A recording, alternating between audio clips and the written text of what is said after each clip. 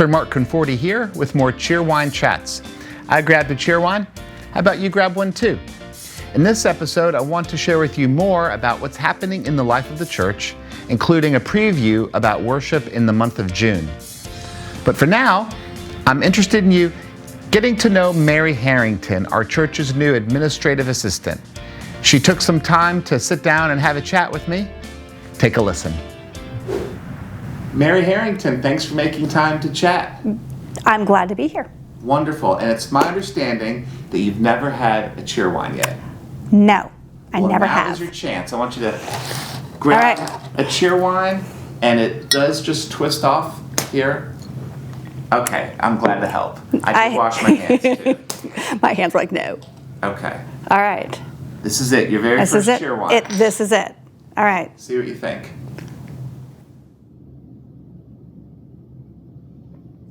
It's cherry flavored. It is cherry flavored. Yes.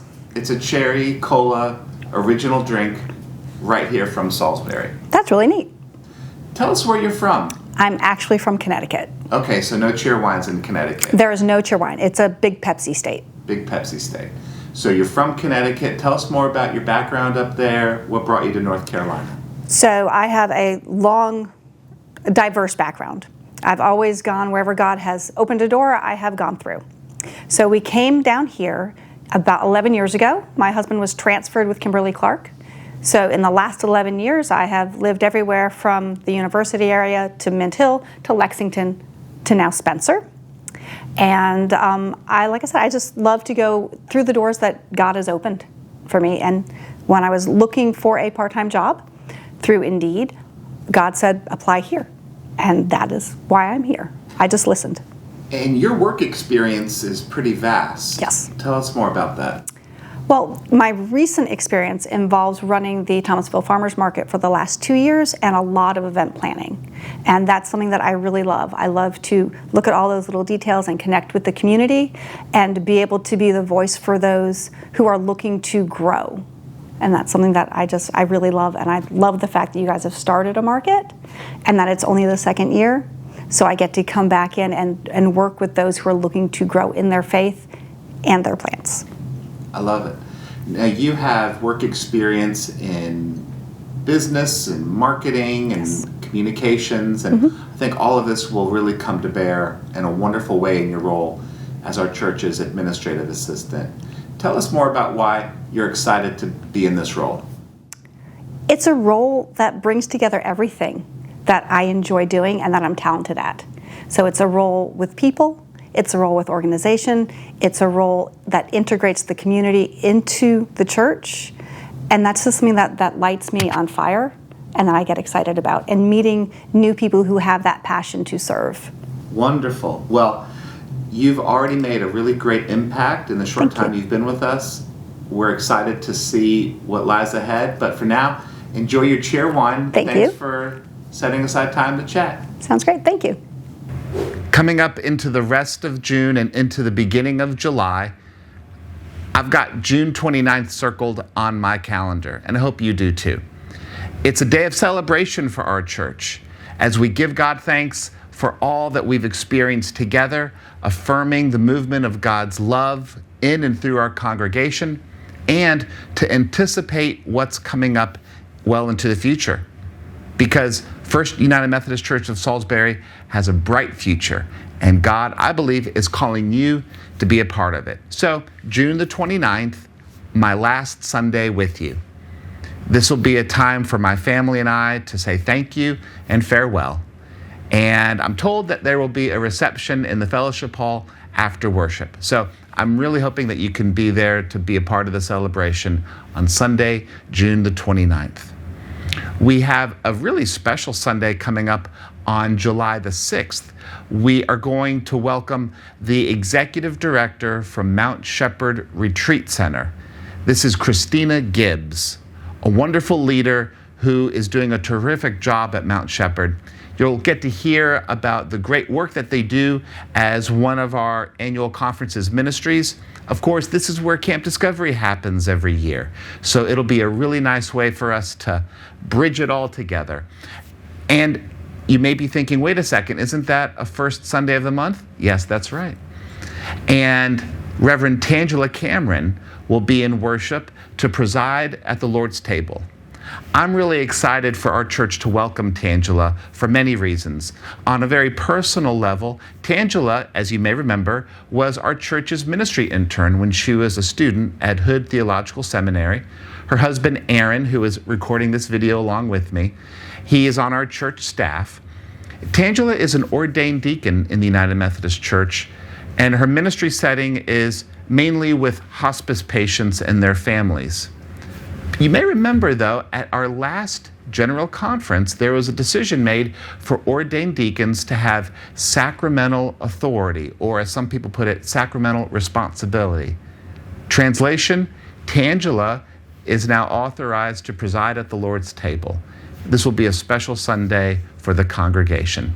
And then, of course, the next Sunday, July 13th, will be the first Sunday for you to welcome the Reverend Dr. Jason Harvey, your church's new senior pastor. Another thing you need to know that's coming up, Vacation Bible School. That's the week of July 7th through the 10th, Monday through Friday. And there's an opportunity for you to serve if you're interested. It's a chance for us to welcome the children, to tell them the stories of Jesus, and to plant those seeds of God's love into their lives.